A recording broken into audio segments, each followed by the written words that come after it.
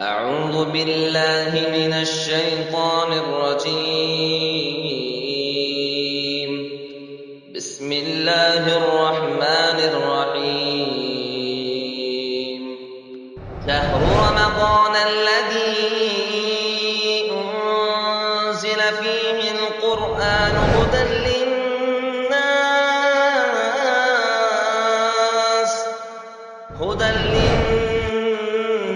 وبينات من الهدى والفرقان، فمن شهد منكم الشهر فليصم، ومن كان مريضا أو على سفر فعدة من أيام أخر. اللہ کی دی ہوئی نعمت کو اس کی مرضی کے مطابق خرچ کرنا، یہ شکر عملی ہے۔ آدمی قلبی شکر کر لیتا ہے، آدمی لسانی شکر ادا کر لیتا ہے، مگر عملی شکر میں بالکل زیرو ہو جاتا ہے۔ یہاں کہا گیا شکر عملی ہونا چاہیے۔ اعملوا آل داؤد شکرا۔ السلام علیکم ورحمۃ اللہ وبرکاتہ۔ بسم اللہ الرحمن الرحیم۔ قرآن حکیم کے 22ویں پارے کی تفسیر کا خلاصہ پیش کیا جا رہا ہے۔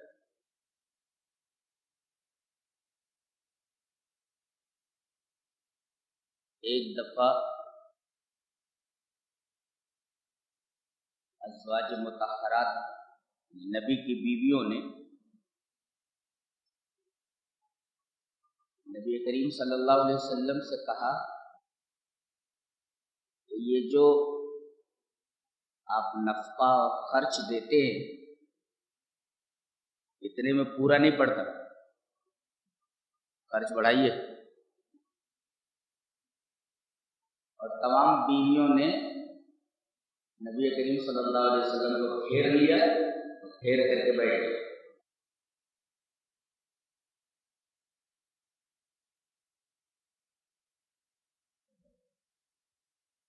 حضرت ابوبکر آئے، اجازت طلب کی، نبی نے اجازت دیا۔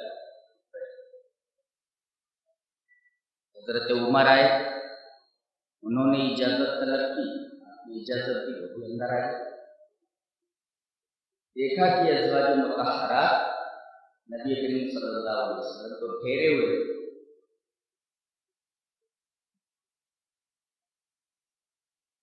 دونوں نے پوچھا معاملہ کیا ہے؟ تو نبی کریم صلی اللہ علیہ وسلم نے فرمایا کہ یہ لوگ مجھ سے اور زیادہ خرچ کا مطالبہ کرتے ہیں اور وہ میرے پاس ہے نہیں۔ اور نبی کریم صلی اللہ علیہ وسلم بڑے غمگین دکھائی دے رہے تھے۔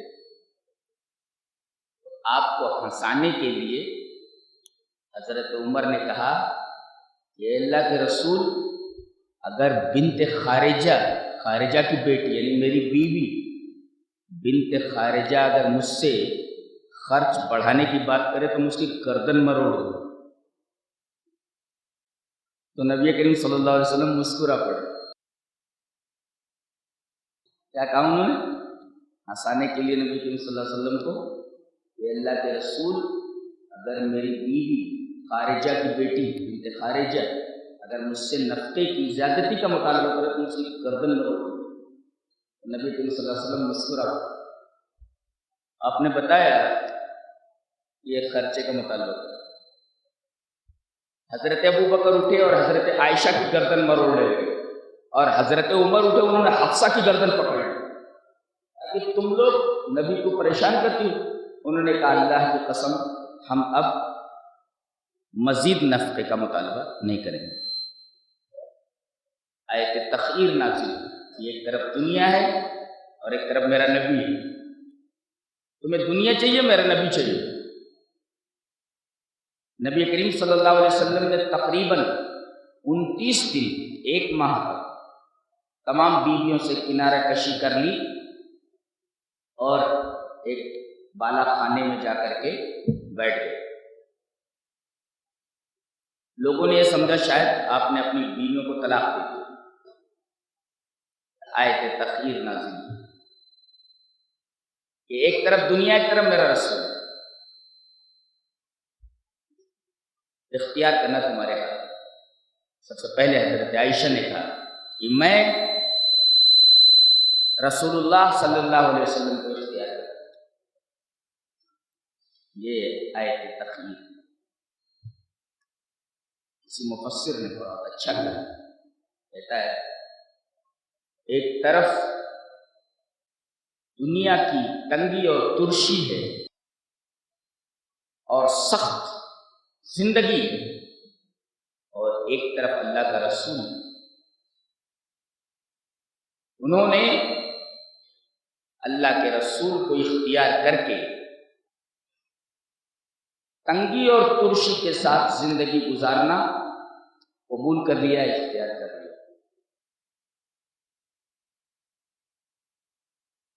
اس کے بعد اللہ تبارک و تعالی نے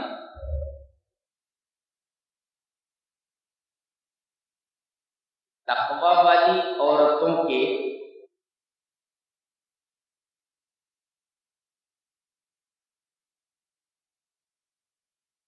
دس احکام بیان فرمائے کہ اگر یہ 10 باتیں تمہارے اندر ہیں تو تمہارے اندر تقوی ہے، اگر یہ 10 باتیں تمہارے اندر نہیں ہیں تو تمہارے اندر تقوی نہیں ہے۔ کون سی 10 باتیں ہیں؟ ان اتقیتن، اگر تمہارے اندر تقوی ہو تو کیا کیا چیزیں، کیا کرنا ہے تمہیں؟ فلا تخضعن بالقول، کسی اجنبی مرد سے بات کرنا ہو تو بات کرنے کی ممانعت نہیں ہے، عورت بات کر سکتی ہے، لیکن لہجہ جو ہو وہ ذرا روکھا ہو، لہجے کے اندر لچک نہ ہو ضرور۔ تو بات کرنے کی ممانعت نہیں ہے، بلکہ لہجے کو رف رکھنے کے لیے کہا گیا ہے۔ فلا تخضعن بالقول، لہجے کو نرم مت کرو، لہجے کو رف رکھو۔ ایک اور جب بات کرنے لگو تو ایسا نہ ہو کہ سامنے والا محسوس کرے کہ ارے بھائی کہاں آ کر کے میں نے کس سے بات کرنا شروع کر دیا، تو تمہارے گفتگو کا انداز دل آزارانہ نہ ہو، اس سے آدمی کا دل دکھے۔ تو پہلی چیز تو یہ ہے کہ تمہارا لہجہ روکھا ہو اجنبی سے بات کرتے ہو، اور دوسرے بات کرو تو دل آزارانہ بات نہ ہو جس سے کسی کا دل دکھے۔ تیسرے وقرن فی بیوتکن، تم لوگ اپنے گھروں میں جمی رہو۔ اس کا مطلب یہ ہے تمہارا دائرے کار تمہارا گھر ہے، باہر نہیں۔ اب ایک سوال پیدا ہوتا ہے، کیا عورت گھر میں سڑتی رہے، اسے بالکل باہر نکلنے کی اجازت نہیں ہے؟ اگر اسے باہر نکلنے کی اجازت نہ دی جائے تو پردہ نہیں، وہ تو قید ہو گیا، جیل ہو گئی۔ تو کیا پردہ جیل ہے، قید ہے؟ اس کا جواب دیا گیا، عورتیں دنیاوی ضرورتوں کے لیے باہر نکل سکتی ہیں ایک، اور دینی ضرورتوں کے لیے بھی، علم سیکھنے کے لیے بھی باہر نکل سکتی ہیں۔ ایک تو دنیاوی کوئی ضرورت پیش آ جائے تو اس کے لیے نکل سکتی ہیں، اور دینی ضرورت کے لیے بھی باہر نکل سکتی ہیں۔ وہ کرنا فی بیوتکن کا یہ مطلب نہیں ہے کہ عورتیں گھر میں اس طرح رہیں جیسے قیدی جیل میں رہتے، نہیں، دنیاوی ضرورت کے تحت اور دینی ضرورت، دینی مصلحت کے تحت وہ باہر نکل سکتی ہیں۔ وَقَرْنَ فِي بُيُوتِكُنَّ، اپنے گھروں میں جمع، وَلَا تَبَرَّجْنَ تَبَرُّجَ الْجَاهِلِيَّةِ الْأُولَىٰ، باہر نکلنے کی اجازت ہے مگر بن سنور کر کے، اپنا حسن دکھانے کے لیے، بن ٹھن کر کے، لوگوں کو رجھانے کے لیے، لوگوں کی توجہ اپنی طرف مبذول کرنے کے لیے باہر نکلنا منع ہے، حرام ہے۔ کتنی چیزیں ہو گئی؟ ایک تو لہجہ روکھا ہو، دوسرے دل آزارانہ انداز نہ ہو گفتگو، گھروں میں رہو، نکلو تو ضرورت کے تحت نکلو، اور وَأَقِمْنَا الصَّلَاةَ، نماز قائم کرو۔ ایک نکتہ اس میں ہے، ایک مفسر لکھتا ہے کہ حجاب کے بعد اللہ نے نماز کا ذکر فرمایا، مان بات، وَلَا تَبَرَّجْنَ تَبَرُّجَ الْجَاهِلِيَّةِ الْأُولَىٰ وَأَقِمْنَا الصَّلَاةَ، پردے کا ذکر کرنے کے مان بات کہا نماز پڑھو۔ یہ پردے میں اور نماز میں کیا تعلق ہے؟ مفسر تبصرہ کرتا ہے لِأَنَّ الْحِجَابَ عِبَادَةٌ لَا عَادَةٌ، کہ پردہ یہ عبادت ہے، عادت نہیں ہے۔ جس طریقے سے نماز عبادت ہے اسی طرح پردہ عبادت ہے، عادت نہیں ہے۔ وہ آپ کی عادت ہے، آپ چاہیں تو پردہ کریں نہ کریں، یہ عبادت ہے، آپ کو کرنا ہی ہے۔ جس طرح نماز پڑھنا ہی ہے ایسے پردہ کرنا ہی ہے، اس لیے کہ لِأَنَّ الْحِجَابَ عِبَادَةٌ لَا عَادَةٌ، بہت بہترین تفسیر ہے۔ پردہ یہ عبادت ہے نماز کی طرح، عادت نہیں ہے۔ اس وجہ سے اللہ تبارک و تعالیٰ نے پردے کے بعد مان نماز کا تذکرہ فرمایا۔ وَأَقِمْنَا الصَّلَاةَ وَآتِينَا الزَّكَاةَ، زکات یہاں کیا کرتے ہیں لوگ کہ بیویوں کو اتنا خرچہ دیتے ہی نہیں کہ وہ بچا سکیں اور زکات دینے کے قابل ہو جائیں۔ پیسہ ہی نہیں رہے گا تو زکات کیسے دیں گے؟ لہذا مردوں کو چاہیے کہ ان کو پیسے دیتے رہیں، وہ الگ سے اتنا پیسہ اپنے پاس رکھیں کہ جیسے آپ زکات نکالتے ہیں وہ بھی اپنی طرف سے زکات نکالیں۔ وَآتِينَا الزَّكَاةَ وَآتَيْنَا اللَّهَ، اللہ کی اطاعت کرنا، وَرَسُولَهُ، رسول کی اطاعت کرنا۔ اللہ اور اس کے رسول کی اطاعت کا کیا مطلب ہے؟ بچوں کی دینی تربیت کرنا، شوہر کا کہنا ماننا، یہ ساری چیزیں اطیعنا اللہ ورسولہ میں آ رہی۔ اس کے بعد وَاذْكُرْنَ مَا يُتْلَىٰ فِي بُيُوتِكُنَّ مِنْ آيَاتِ اللَّهِ وَالْحِكْمَةِ، گھروں میں رہ کر تمہیں کرنا کیا ہے؟ قرآن حکیم کی تلاوت کرنی ہے، والحکمہ، اور حدیث پڑھنا پڑھانا ہے۔ یہ 10 باتیں ہوں، یہ 10 صفات جن کے اندر ہوں وہ عورتیں متقیاں ہیں، پرہیزگار ہیں، متقی۔ کسی نے سوال کیا کہ قرآن میں کون سی آیت ہے جو لڑکیوں اور عورتوں کی تعلیم پر ابھارتی ہیں، انسپائر کرتی ہیں کہ لڑکیوں کو تعلیم حاصل کرنا چاہیے؟ وہ کون سی آیت ہے؟ یہی آیت ہے، وَاذْكُرْنَ مَا يُتْلَىٰ فِي بُيُوتِكُنَّ مِنْ آيَاتِ اللَّهِ وَالْحِكْمَةِ، گھروں میں بیٹھ کر قرآن حکیم کی تلاوت کریں اور حدیث کی تلاوت کریں، حدیث پڑھیں۔ بتائیے اب جب پڑھیں گی، تعلیم حاصل کریں گی، تبھی تو انہیں تلاوت کریں گی اور حدیث بیان کریں گی۔ علم ہی نہیں رہے گا تو قرآن کیسے پڑھیں گے، قرآن کیسے سمجھیں گے، حدیث کیسے پڑھیں گے، حدیث کیسے سمجھیں گے؟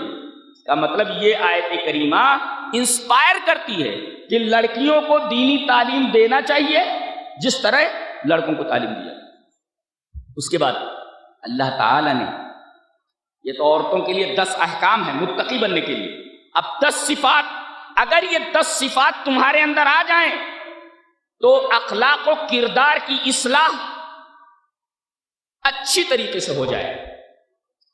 ام عمارہ ایک صحابیہ ہیں، انہوں نے ایک دفعہ نبی کریم صلی اللہ علیہ وسلم سے فرمایا، ما بال الرجال یسکرون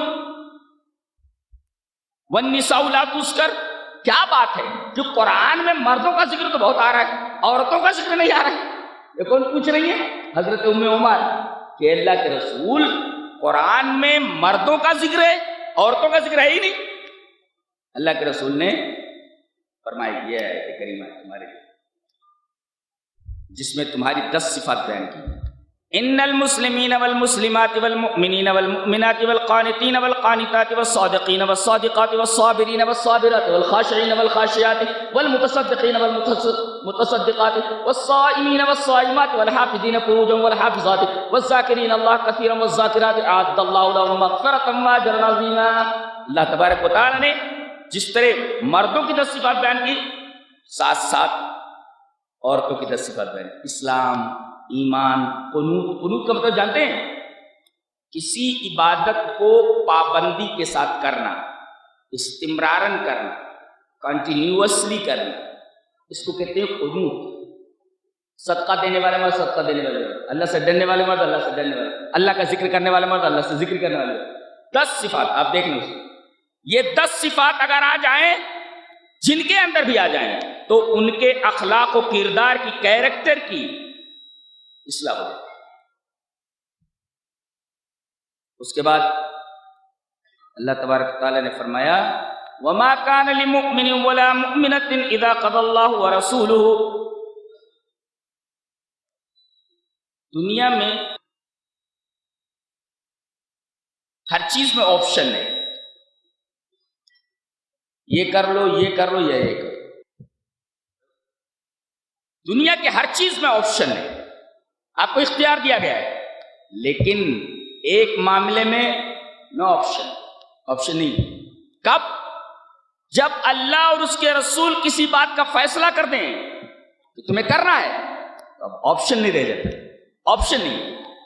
وَمَا كَانَ لِمُؤْمِنٍ وَلَا مُؤْمِنَةٍ إِذَا قَضَى اللَّهُ وَرَسُولُهُ أَمْرًا أَن يَكُونَ لَهُمُ الْخِيَرَةُ مِنْ أَمْرِهِمْ۔ اللہ اور اس کے رسول جب کسی چیز کا فیصلہ کر دیں تو اب آپشن نہیں رہ جاتا، آپ کو کرنا ہی ہے۔ دنیا کی تمام چیزوں میں آپشن ہے، مگر ایک چیز میں آپشن نہیں ہے، جب اللہ اور اس کے رسول کسی بات کا فیصلہ کر دے تو تمہیں کرنا ہی ہے۔ اس کے بعد بتایا گیا کہ دنیا میں شادیاں تو بہت ہوتی ہیں، ایک بڑی عجیب و غریب شادی ہوئی ہے کہ اللہ نے نکاح پڑھایا۔ کون ہے وہ؟ نبی کریم صلی اللہ علیہ وسلم کی بیویوں میں ایک بیوی حضرت زینب بنت جحش، پہلے یہ زید بن حارثہ کے نکاح میں تھی جو آپ کے لے پالک بیٹے تھے۔ اللہ تعالیٰ نے اس متبنہ اور لے پالکی کی رسم کو ختم کرنا چاہا اور اپنے نبی کے ہاتھوں کروایا۔ لوگ لے پالک جس کو بیٹا بنا لیتے، منہ بولا بیٹا، اس کی بیوی سے شادی کرنا اسی طریقے سے حرام تھا جیسے سگے بیٹے کی بیوی سے، بہو سے۔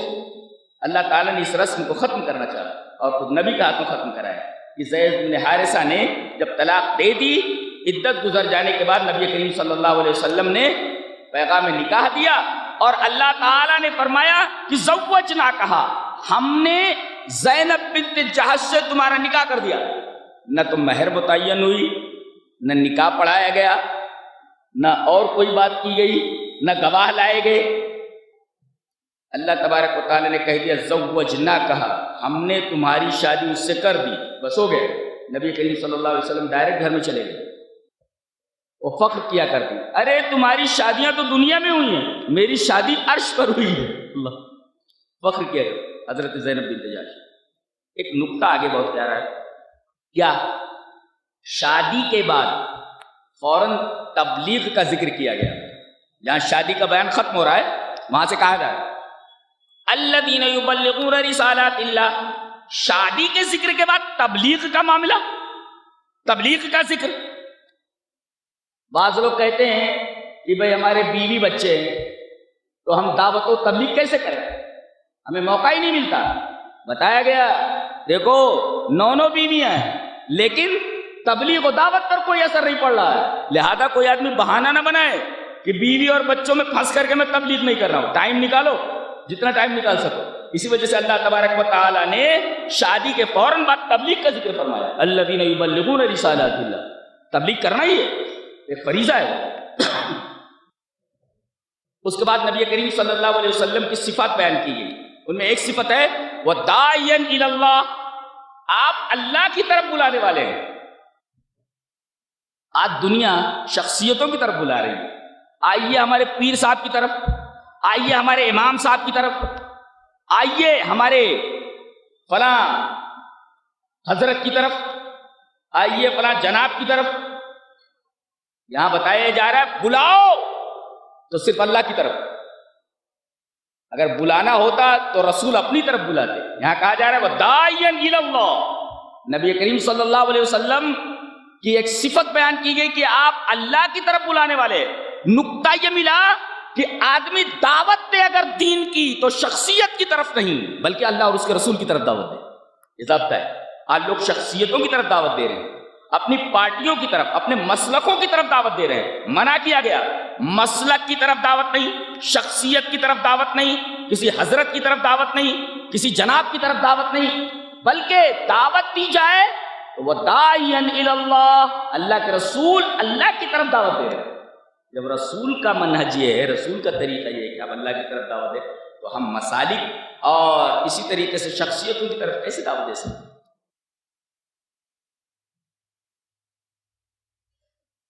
اس کے بعد کہا گیا بات کیسے کی جائے. دیکھو میاں بیوی کے درمیان جو رشتہ ہوتا ہے بڑا لطیف اور بڑا نازک ہوتا ہے، بڑا نازک ہوتا ہے. اللہ تبارک و تعالی نے عمل زوجیت کو، زوجیت کے خاص عمل کو ان تمسوہن، تم ان کو ٹچ کرتے. دیکھو عمل زوجیت کو صراحتاً بیان نہیں کیا بلکہ کنایتاً بیان کیا ہے. اس میں اشارہ اس بات کی طرف ہے کہ لہجے میں آپ کے بڑی شائستگی ہونا چاہیے، وقار ہونا چاہیے. یہاں تک کہ اگر میاں بیوی کے مسائل کو بھی بیان کرنا ہو تو صراحتاً بیان نہیں کرنا چاہیے بلکہ کنایتاً بیان کرنا چاہیے.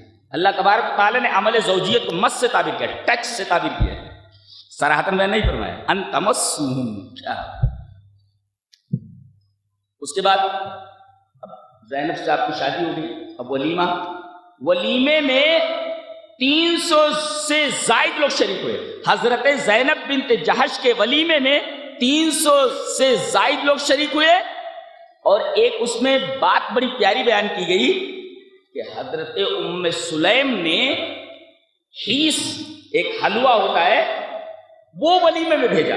اس سے ایک بات معلوم ہوئی کہ کسی کا ولیمہ ہو رہا ہو تو کوئی آدمی اپنے گھر سے بھی کوئی اچھی چیز پکا کر وہاں بھیج سکتا ہے. یہاں تو عالم یہ ہے کہ اچھے سے اچھا ہال بک کیا جائے اور اتنے اچھے اچھے کھانے بنائے جائیں کہ وہ لڑکی والا جب تک فٹ پاتھ پہ آ جائے اور بھیک کا کٹورا نہ لے لے تب تک کھانے والے مانتے نہیں. یہ گھوڑے جوڑے کی رسم اور یہ کھانے کی رسم ختم ہو جانا چاہیے. یہ سب اسلام میں نہیں ہے اور اسلام اس کو سخت ناپسند کرتا ہے، کراہیت کی نظر سے دیکھتے ہیں. یہاں نبی کا ولیمہ ہو رہا ہے اور ام سلیم حلوہ بھیج رہی ہے، تو ایسا کیوں نہیں کرتے کہ کسی خالی جگہ کے اوپر ٹینٹ وغیرہ لگا دیں، سائبان لگا دیں، اپنی طرف سے کچھ کھلانے کا انتظام کر لو، کچھ دوست احباب بھیج دیں، اس طریقے سے ولیمہ ہو جائے. اس کو کہتے ہیں اسلامی ولیمہ. ہم لوگوں کا جو ولیمہ ہے وہ غیر اسلامی ولیمہ، اللہ اور اس کے رسول کی نگاہوں میں سخت ناپسندیدہ. اچھا ولیمے کے آداب بتایا گیا یا ایھا الذین آمنوا لا تدخلوا بیوت النبی. اب ولیمہ کے لیے آگے کھا کر کے بیٹھے بات کر رہے ہیں. فیستحی منکم، رسول اللہ صلی اللہ علیہ وسلم یہ نہیں کہہ پا رہے ہیں کہ بھئی آپ کھا چکے ہیں تو اٹھ جائیے. نبی اتنے حیادار ہیں کہ آپ کے ولیمے میں آئے ہوئے لوگ کھانا کھا کر بیٹھے بات کر رہے ہیں. نبی یہ نہیں کہہ پا رہے ہیں کہ بھئی آپ کھا چکے ہیں تو آپ جائیے. وہاں بتایا گیا ان ذالکم کان یؤذن، نبی نہیں بولے حیا سے، اللہ تبارک تعالیٰ نے بول دیا کہ میرا نبی نہیں بول رہا ہے، میں تم کو بولتا ہوں کہ کھانا کھا لو فوراً چلے جاؤ. میرا نبی حیا سے نہیں بول پا رہا ہے تو میں تم سے بولتا ہوں کہ یہ چیز میرے نبی کو تکلیف پہنچا رہی ہے. ذالکم کان یؤذن نبی، لہذا ولیمے میں یا کہیں دعوت کے لیے جاؤ بن بلائے نہ جاؤ. وہاں کچھ لوگ ایسے گھس جاتے ہیں اس یقین کے ساتھ کہ اگر دولہے والے پوچھیں گے تو کہیں گے دلہن کی طرف سے آئے، اور دلہن والے پوچھیں گے کہ دولہے کی طرف سے آئے. اس طرح یہ بہت بڑے چور. سب سے بڑا چور کون ہوتا معلوم ہے؟ بن بلائے دعوت میں جا کر کھانے والا سب سے بڑا چور ہوتا ہے. جی تو بن بلائے کھانے کے لیے مت جاؤ ایک، اور دوسرے کھانے کے بعد فوراً وہاں سے اٹھ جاؤ. وہیں بیٹھ کر کے کھانے کی جگہ پر باتیں مت کرتے رہو، یہ صاحب کھانا کو تکلیف پہنچا. یہ کھانے کے آداب میں سے. اور کوئی چیز مانگنا ہو عورتوں سے، کہا کہ اس کو حجاب کے پیچھے سے، پردے کے پیچھے سے مانگو. السلام علیکم خالہ، اب وہ خالہ کہہ کر کے اندر گھس جا رہا ہے. پلیٹ لینا مقصد نہیں ہے، کچھ اور دینا مقصد ہے، کچھ اور دیکھنا مقصد ہے. السلام علیکم خالہ، وہ بولتے اندر جاتا، پردے کے پیچھے سے مانگو. اب جب نبی کے گھر میں جانے کی اجازت نہیں ہے، پردے کے پیچھے سے مانگو، تو تمہیں تو بدرجہ اولا پردے کے پیچھے سے مانگنا چاہیے. اب ولیمے کا معاملہ ہے، عورتوں کے اندر گزارا ہے، مقصد کھانا نانا نہیں دیتا، کچھ اور مقصد ہے. دیکھنا اس بات کا بھی خیال ہے، کچھ مانگنا ہو تو من وراء حجاب مانگو، پردے کے پیچھے سے مانگو، یہ بات کہی ہے.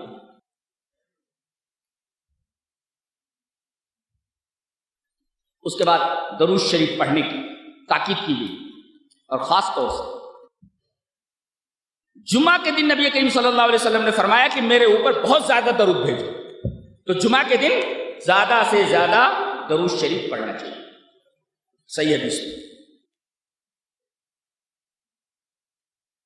اس کے بعد کہا کہ اے ایمان والو، شادی ہونے لگتی ہے تو نکاح میں آیتیں پڑھی جاتی ہیں. اس میں ایک ہے یا ایھا الذین آمنوا اتقوا اللہ وقولوا قولا سدیدا، اے ایمان والو تقوی اختیار کرو اور قول سدید ہونا چاہیے. سدید جانتے کس کو؟ تسدید السہم، تیر کو ٹارگٹ پہ مارنا سیدھا کر کے، یعنی جا کر تیر ٹارگٹ پہ لگے، بالکل سیدھا کرنا، اس کو بولتے ہیں سدید.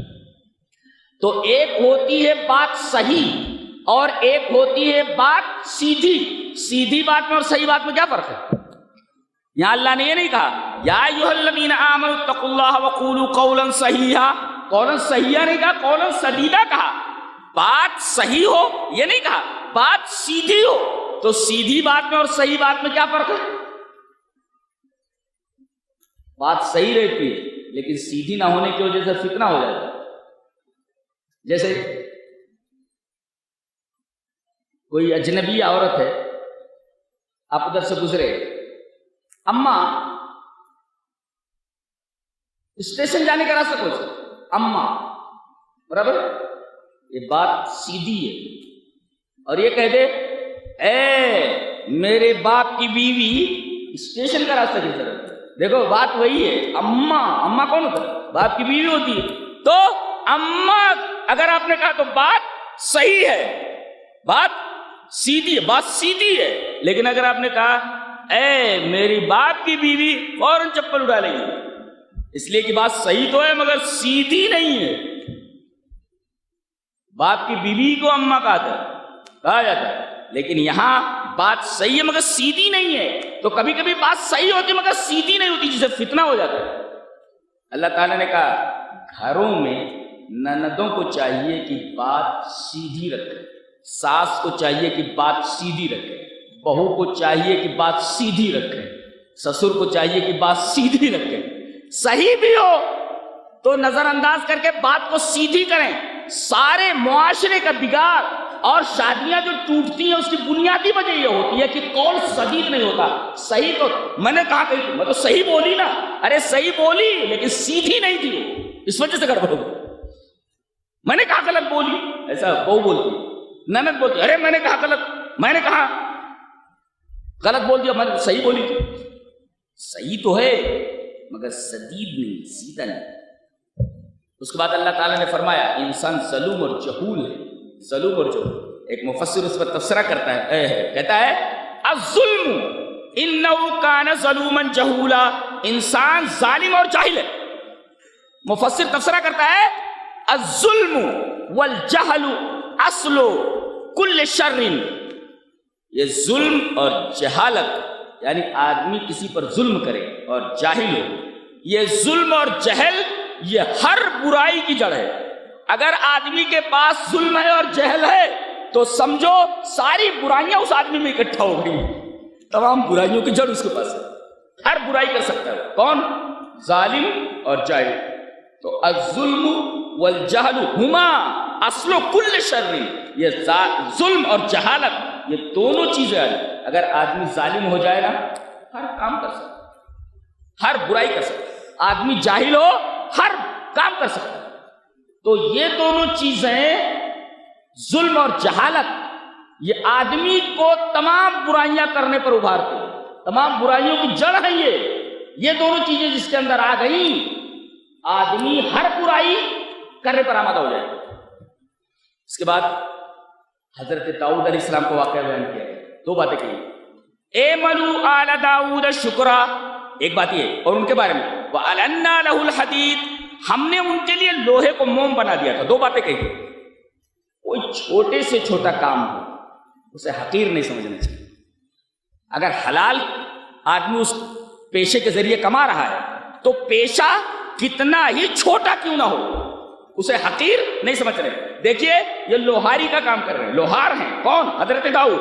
اب کوئی آدمی کہہ رہے ہیں تو لوہار ہے، اور یہ لوہاری ایک حقیر پیشہ ہے۔ چھوٹے سے چھوٹے پیشے کو حقیر نہیں سمجھنا چاہیے۔ اگر اس پیشے سے آدمی حلال روزی حاصل کر رہا ہے، آپ کوئی بھی طریقہ رزق کا حاصل کر سکتے ہو، چھوٹے سے چھوٹا پیشہ اختیار کر سکتے ہو، شرط یہ ہے کہ آدمی اس پیشے سے حلال رزق حاصل کرنے کی کوشش کرے۔ ایک بات تو یہ معلوم ہے، اور دوسری جو گہری بات ہے، باریک، کیا ہے؟ اعملوا آل داؤد شکرا، شکر کے ساتھ عمل لایا گیا کہ آدمی زبان سے تو اللہ کا شکریہ ادا کرتا ہے، دل سے شکریہ ادا کرتا ہے، لیکن عمل سے جب شکریہ کا معاملہ آتا ہے زیرو ہو جاتا ہے، 0/0۔ تو تم زبان سے شکریہ تو ادا کرتے ہو، دل سے تو شکریہ ادا کرتے ہو، مگر عمل سے شکریہ بہت کم لوگ ادا کرتے ہیں۔ یہاں حضرت داؤد اپنے عمل سے شکر ادا کرتے ہیں۔ عمل سے شکر ادا کرنے کا کیا مطلب ہے؟ زبان سے کہتے اللہ تیرا شکر ہے، اور دل میں بھی بولتا اللہ تیرا شکر۔ عمل، اللہ نے جو نعمت دی ہے اس نعمت کو اللہ کی مرضی کے مطابق خرچ کرنا، صرف کرنا، یہ ہے شکر عملی، عملی شکر ہے۔ اللہ کی دی ہوئی نعمت کو اس کی مرضی کے مطابق خرچ کرنا، یہ شکر عملی ہے۔ آدمی قلبی شکر کر لیتا ہے، آدمی لسانی شکر ادا کر لیتا ہے، مگر عملی شکر میں بالکل زیرو ہو جاتا ہے۔ یہاں کہا گیا شکر عملی ہونا چاہیے، اعملوا آل داؤد شکرا۔ شکر کا تذکرہ آیا تو ایک پورے شہر کا واقعہ بیان کر دیا گیا، شہر سبا کا۔ اتنا خوشحال وہ ایریا تھا، اس شہر کے دونوں طرف گھنے باغات کا سلسلہ چلا گیا۔ مفسرین لکھتے ہیں کہ کوئی اور اگر سر پر ٹوکرا لے کر کے تھوڑی دور تک چلی جائے تو بغیر پھلوں کو توڑے ہوئے پورا ٹوکرا بھر جائے گا۔ باغ اتنا پھلدار، لیکن انہوں نے ناشکری کی۔ دیکھو ناشکری جیسے انہوں نے کی، اللہ تبارک و تعالیٰ نے جس ٹائم سے پانی آتا تھا اس ٹائم کو توڑ دیا، اب پورے باغات دونوں کے دونوں مذہب بہ گئے اور لوگ اس نعمت سے ہاتھ دھو بیٹھے۔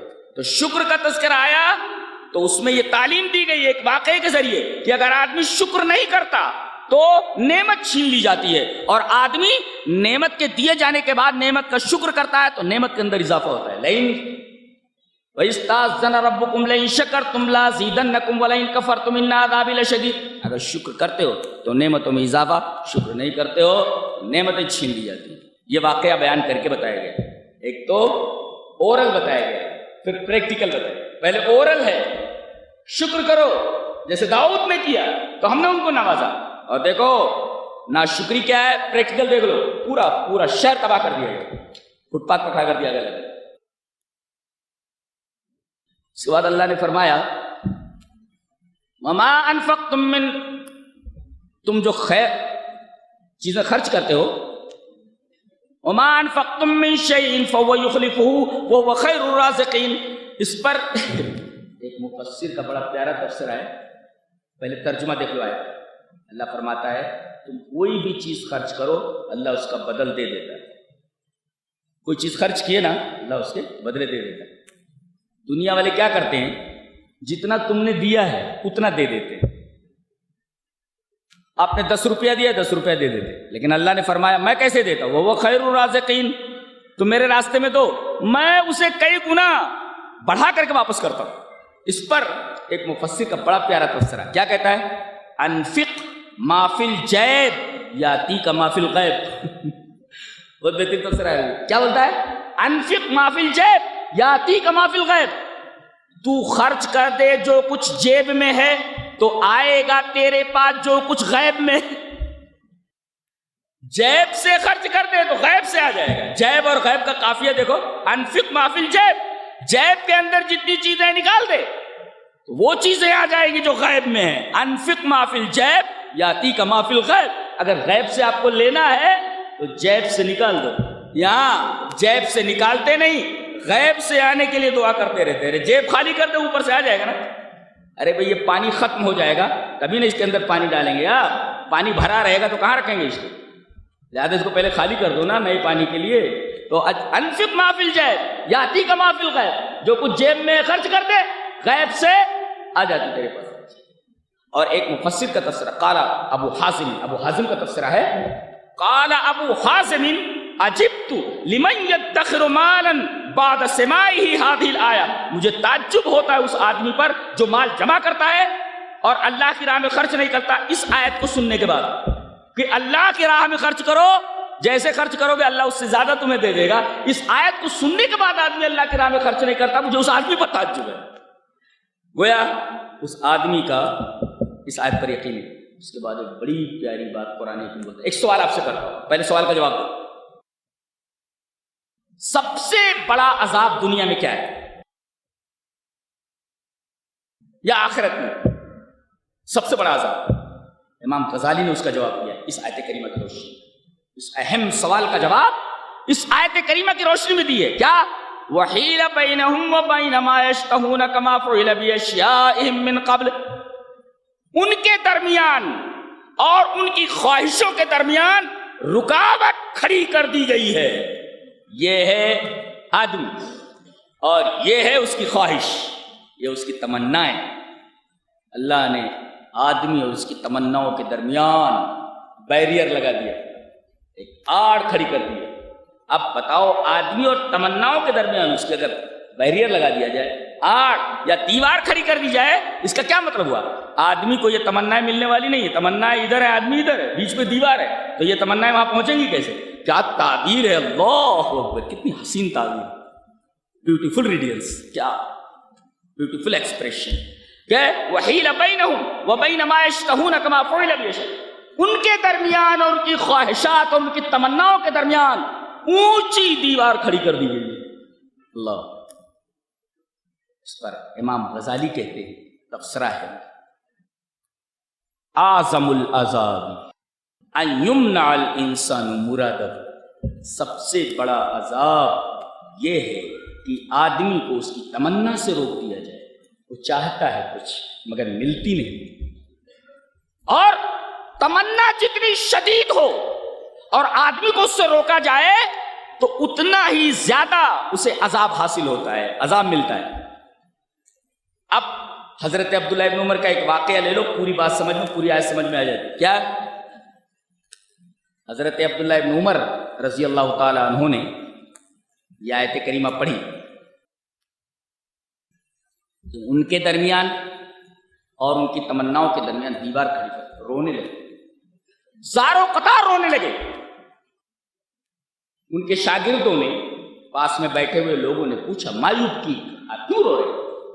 کہا کہ اس آیت کو سن کر کے پڑھ کر کے میں رو رہا ہوں. کہا کہ کیا ہے اس آیت میں؟ کہا جہنمیوں اور ان کی تمناؤں کے درمیان دیوار کھڑی کر دی جائے گی. اللہ. کیا؟ اب پھر آیت پڑھی انہوں نے کہ منادى اصحاب النار اصحاب الجنت ان افیضوا علینا من الماء. اب بولو, جہنم میں ہے, آگ ہے, ٹھنڈا پانی. بتاؤ یہ سب سے بڑی تمنا ہوگی ان کی کہ نہیں؟ آگ میں ہو آدمی, گرمی میں ہو, سب سے بڑی تمنا کیا ہوگی؟ پانی نا, وہ بھی ٹھنڈا پانی. اب بتاؤ سب سے بڑی تمنا اس کی ہوگی ٹھنڈا پانی.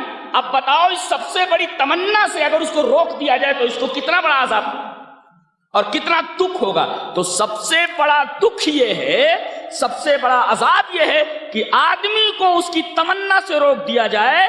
جیسے جہنمی جہنم میں ہے, آگ میں ہے, ٹھنڈا پانی دیکھ کر کے ٹھنڈا پانی مانگ رہے ہیں. ان کی سب سے بڑی تمنا یہ ہے کہ ٹھنڈا پانی مل جائے, لیکن نہیں ملے.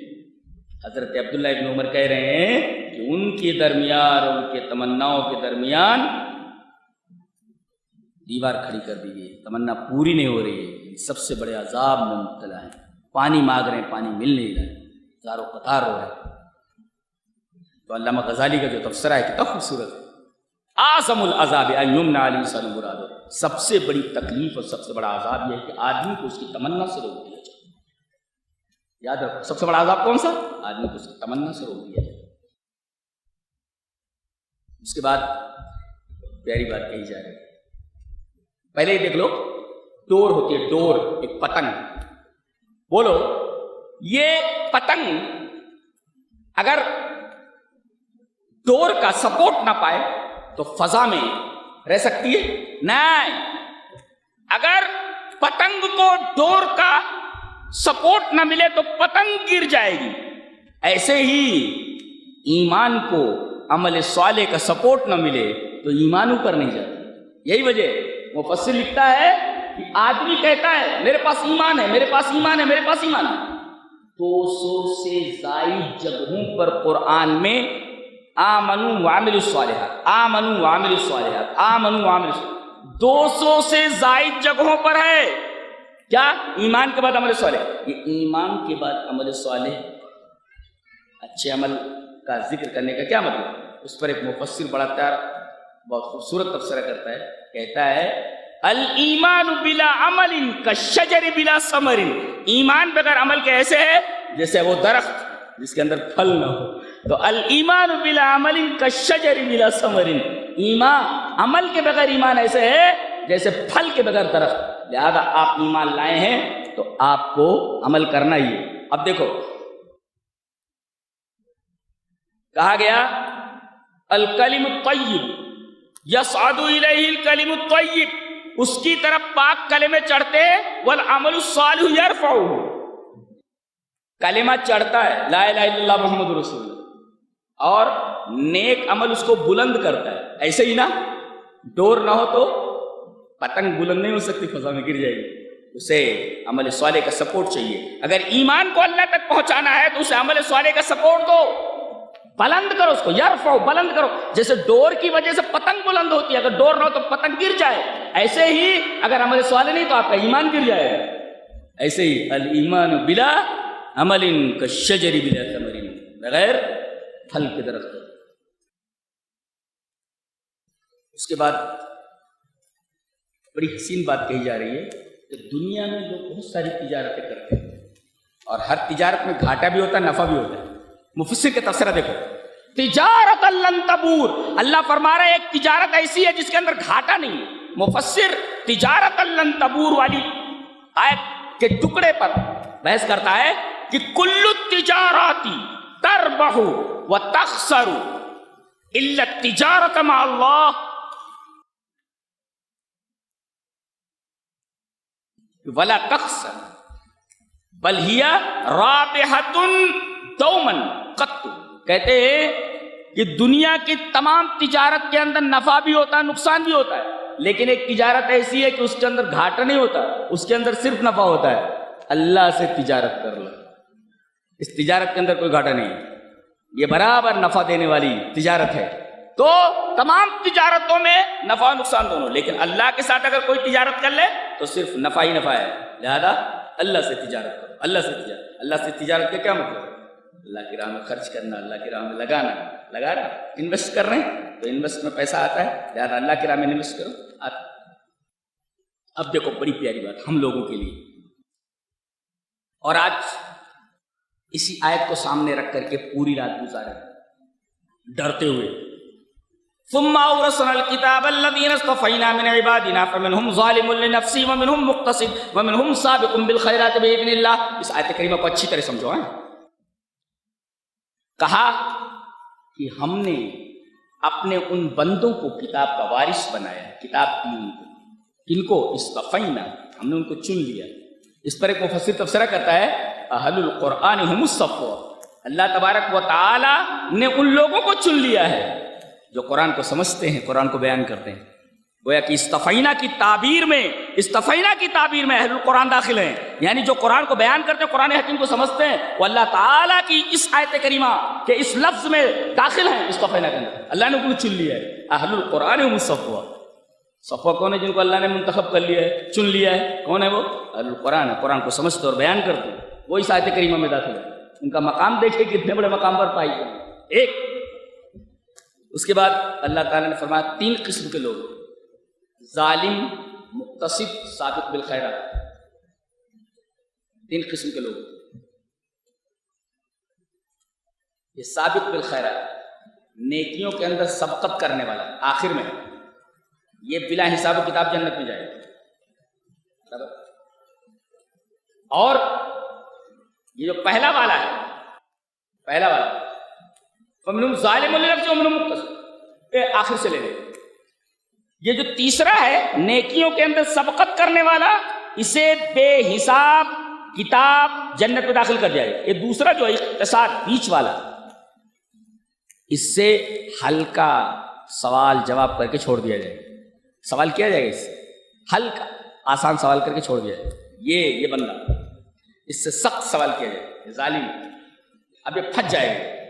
اب یہ 2 صورت ہے: یا تو یہ نبی کے سفارش کے دائرے میں آ کر بخش دیا جائے، اور یا تو جہنم میں ڈال دیا جائے، اچھی طرح دھلائی ہو جائے، دھلائی کرنے کے بعد اس کو جنت میں ڈالا جائے. لیکن جائیں گے تینوں جنت. ایک تو بلا حساب و کتاب فوراً، اور ایک ہے آسان حساب کتاب فوراً، اور یہ ہے تھوڑا روک لیا جائے گا اس کو سفارش کے لیے. اگر سفارش کے بھی دائرے میں نہیں آئے تو جہنم میں ڈال کر کے اس کو ڈالا جائے. ایک مفسر نے بڑی پیاری بات کہی اس کے اوپر کہ یہ جو سابقون بالخیرات کہا گیا ہے، نیکیوں کے اندر سبقت کرنے والے، ان کو آخر میں کیوں لایا گیا؟ اور اس کے ساتھ بِإِذْنِ اللہ کی قید کیوں لگائی گئی؟ اللہ کے حکم سے، اللہ کے اذن سے یہ نیکیوں میں سبقت کرنے والے. مفسر کہتا ہے لِأَلَّا يَغْتَرَّ بِعَمَلِهِ، تاکہ آدمی اپنے عملوں پر مغرور نہ ہو جائے. بِإِذْنِ اللہ کی قید لگائی گئی کہ یہ جو نیکیوں میں سبقت کر رہے ہو، یہ تمہارا کمال نہیں ہے، یہ ہمارے اذن کا کمال ہے، ہماری توفیق کا کمال ہے. ہم نے تمہیں توفیق دی، لہذا سابقون بالخیرات کے ساتھ بِإِذْنِ اللہ کی قید لگائی گئی کہ اللہ کی توفیق ہے، لہذا مغرور مت ہو کہ میں نیکیاں کر رہا ہوں. اللہ کی توفیق ہے. فارسی شاعر کہتا ہے منت منے کہ خدمت سلطان ہمیں کنی، منت شناسزو کی بخدمت بداشتت. احسان مت رکھ کہ تو بادشاہ کی خدمت کرتا ہے، احسان مان کہ بادشاہ نے تجھے اپنی خدمت میں رکھ رکھا ہے. تو احسان یہ نہیں تم بادشاہ کی خدمت کر رہے ہو، احسان یہ ہے کہ بادشاہ نے تم کو اپنی خدمت میں رکھ رکھا ہے. یہ بات ہے. تو نیکیوں کی طرف تم سبقت کر رہے ہو، یہ تمہارا کمال نہیں. بِإِذْنِ اللہ کی قید لگائی گئی کہ تم عملوں پر مغرور مت ہو جانا. اپنے یہ اللہ کی توفیق ہے جس کی وجہ سے تم نیکیوں کے اندر سبقت کر رہے ہو. تو آج ہم محاسبہ کرتے ہوئے کیا کریں گے؟ ہم دیکھیں کہ کون ہیں سابقون بالخیرات ہیں، بلا حساب کتاب جنت میں جانے والے ہیں، یا مقتصد ہیں کہ بھئی تھوڑا بہت آسان حساب لے کر ہم کو چھوڑ دیا جائے گا، یا یہ ہیں آپ پہلے والے ظلم کرنے والے اپنے نفس کے اوپر. کہیں آپ پھنس نہ جائیں. اگر آپ سفارش کے دائرے میں آ گئے، آپ کی خوش نصیبی نہیں آئے تو آپ کو جہنم میں جانا ہی ہے، اگرچہ بعد میں جنت میں جائیں گے. ایک مفسر نے بہت پیاری بات کہی ہے، بِإِذْنِ اللہ کی بات کا، جنات عدن يدخلونها. تینوں گروہوں کا تذکرہ کرنے کے بعد کہا جنات عدن يدخلونها، جنت میں یہ سب جائیں گے. علامہ شنقیطی کا تفسیر ہے کیا؟ هذه الواو يدخلون میں جو واو جمع ہے، يدخلون، یہ واو دلالت کرتا ہے کہ يدخلون جمع ہے. تو هذه الواو فی کلمۃ يدخلونها تكتب بماء الذهب لانها ادخلت اصناف الامت الثلاثه فی الجنہ. یہ علامہ شنقیطی کا تفسیر ہے کہ یہ جو يدخلون میں واو ہے اللہ لے آیا ہے، یہ واو ایک حرف ہے، واو اس کو سونے کے پانی سے لکھا جائے. اللہ، یہ واو ہے، واو واو اس کو سونے کے پانی سے لکھا جائے. کیوں؟ اس لیے کہ اس حرف نے، واو نے، ان تینوں گروہوں کو جنت میں داخل ہونے کا پروانہ دے دیا. سب جنت میں داخل ہوں گے. تینوں گروہوں کا تذکرہ کرنے کے بعد واو جمال آ گیا، جنات عدن يدخلونها، یہ تینوں گروہ جنت میں جائیں گے. یہ واو کو کیا کرو؟ سونے کے پانی سے لکھ ڈالو کہ گواہ واو نے آ کر کے کمال کر دیا، کمال کر دیا واو نے. اللہ.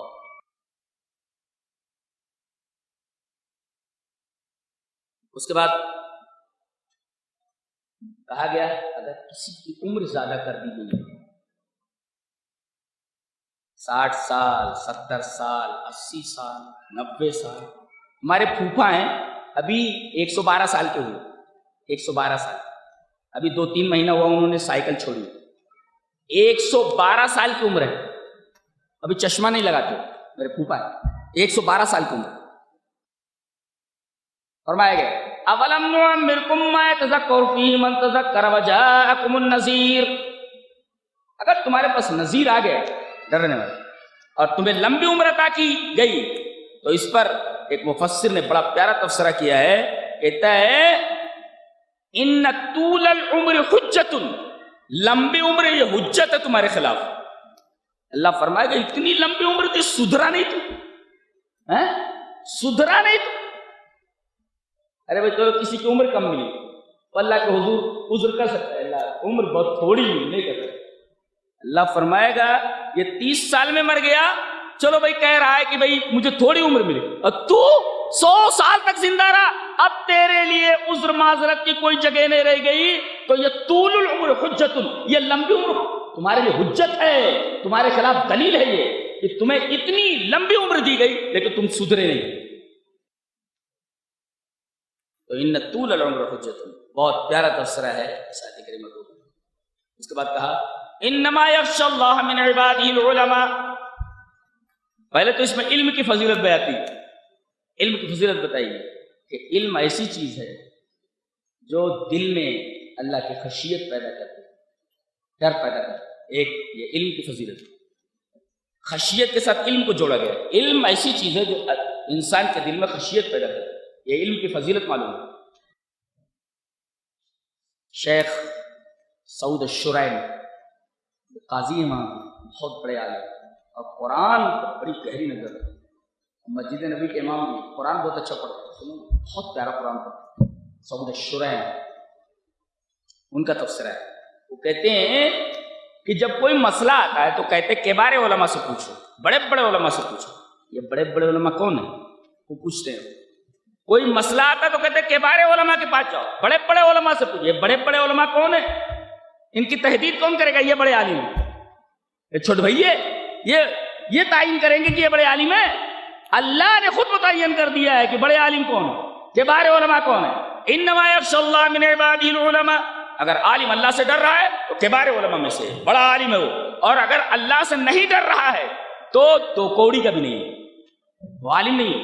اسی وجہ سے عبداللہ بن مسعود رضی اللہ تعالیٰ عنہ نے اس آیت کریمہ کی تفسیر فرماتے ہوئے کہا العلم لیس عن کثرت الحدیث ان العلم عن کثرت الخشیہ. علم زیادہ حدیثوں کو یاد کرنے سے نہیں ہے، یہ علم نہیں ہے. علم در حقیقت وہ ہے جو آپ کے اندر خشیت زیادہ کرے، اللہ کا ڈر زیادہ کرے، اور جتنا زیادہ اللہ سے ڈرے گا اتنا بڑا عالم ہے. تو پوچھا جاتا ہے کہ بھئی مسئلہ کس سے پوچھے، تو کہتے بڑے عالم سے. سوال یہ کہ بڑا عالم کون، اس کی تحدید کون کرے، بتائے گا کون؟ اللہ نے بتا دیا کہ بڑا عالم کون ہے. بڑا عالم ہو ان اللہ انما یخشی اللہ من عبادہ العلماء، جو اللہ سے ڈرتے ہیں در حقیقت وہ عالم. عالموں کی تحدید کی گئی، تعین کی گئی ان کی، یہ بڑے عالم ہے. مسئلہ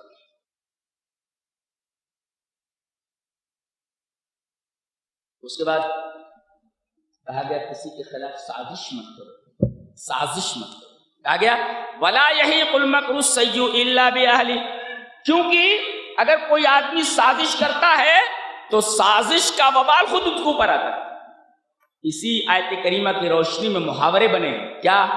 چاہ کنرا چاہ درپیش، یہ فارسی کا محاورہ ہے کہ کنواں کھودنے والا خود کنویں میں گر پڑتا ہے.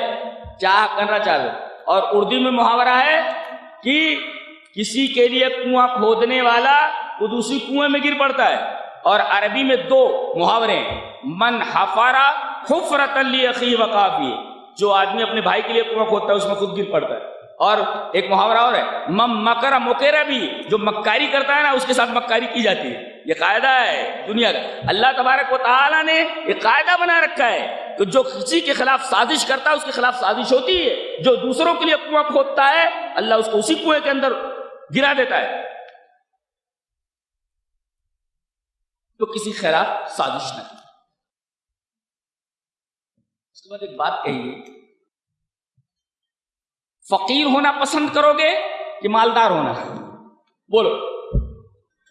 قرآن کی بولتا فقیر بننا پسند کرتے ہو کہ مالدار بننا؟ آدمی بولے گا بھی مالدار بننا. لیکن اللہ یہ بولے کہ ایک فقیری ایسی ہے کہ اگر وہ تمہیں مل جائے تو دنیا کی تمام مالداری سے بہتر ہے. تو لوگے کہ نہیں، مومن فوراً بول دے گا مجھے ایسی فقیری چاہیے جو مالداری سے بڑی ہو. اللہ فرماتا ہے ایک فقیری ایسی ہے، اِنَّهُ الْفَقْرُ إِلَى اللَّهِ، اللہ کے فقیر ہو جاؤ، یہ دنیا کی تمام مالداری سے بہتر ہے. اللہ نے فرمایا یا ایھا الناس انتم الفقراء الی اللہ واللہ هو الغنی الحمید، اے دنیا کے تمام انسانوں تم سب فقیر ہو، فقراء الی اللہ. یہ فقیری ایسی ہے کہ جو اللہ کا فقیر بن جائے اسے کسی مالداری کی ضرورت نہیں ہے. اللہ، تو دنیا کے اندر آدمی فقیری کو ناپسند کرتا ہے. ایک طرف کہتا ہے یہ مالداری ہے فقیری ہے، چوائس ہے کیا لیں، فقیری یا امیری، فقیری یا امیر. آدمی کہے گا نا یہ امیری لینا ہے، لیکن کوئی یہ کہہ دے کہ ایک فقیری ایسی ہے کہ اگر وہ لے لو تو دنیا کی تمام امیری سے بہتر ہے، تو آدمی کیا کہے گا؟ مومن یہی کہے گا مجھے چاہیے تو لے لے. پھر کیا ہے؟ بولے انَّهُ الْفَقْرُ إِلَى اللَّهِ، اللہ کی فقیری ہے، اللہ کے لیے فقیری ہے، اللہ کا فقیر ہو جاتا ہے، اللہ کا محتاج ہو جاتا ہے. جتنا یہ احتیاج بڑھتا جائے، اللہ کے لیے فقیری بڑھتی جائے گی، اللہ آدمی کو اتنا ہی سکون، اطمینان اور عزت عطا کرتا جائے گا. یہ سورہ سبا کے بعد سورہ فاطر، اس کے بعد آگے سورہ یاسین آ رہی ہے. سورہ یاسین یہ 23ویں پارے میں، جس کو ہم انشاءاللہ کل بیان کریں گے، یہ آگے تک چلی گئی. اس میں تمام باس بادل موت پر اتنے دلائل جمع کر دیے گئے ہیں کہ آدمی انکار نہیں کر سکتا کہ مرنے کے بعد زندگی ہے یا نہیں. اللہ، بات یہاں سے شروع ہوئی ہے کہ ایک بستی میں 3 رسول بھیجے گئے. پہلے ایک بھیجا گیا، انکار کر گیا، دوسرا بھیجا گیا، پھر تیسرا بھیجا گیا. ان کے ساتھ کیا ہوا، پھر پورا واقعہ کیا ہے،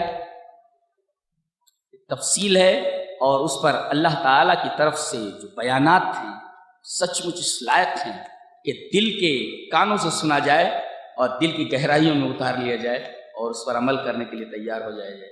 یہ رہا 22ویں پارے کا خلاصہ. اللہ تبارک و تعالیٰ ہمیں نیک عمل اور اچھی سمجھ کی توفیق عطا فرمائے. وآخر دعوانا الحمدللہ. وَتِلْكَ حُجَّتُنَا آتَيْنَاهَا إِبْرَاهِيمَ عَلَى قَوْمِهِ نَرْفَعُ دَرَجَاتٍ مَّن نَّشَاءُ إِنَّ رَبَّكَ حَكِيمٌ عَلِيمٌ. وَوَهَبْنَا لَهُ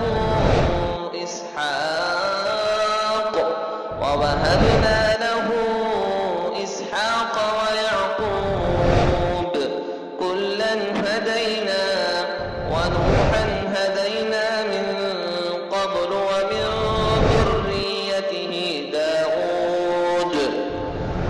ومن ذريته داود وسليمان وأيوب ويوسف وموسى وهارون وكذلك نجزي المحسنين.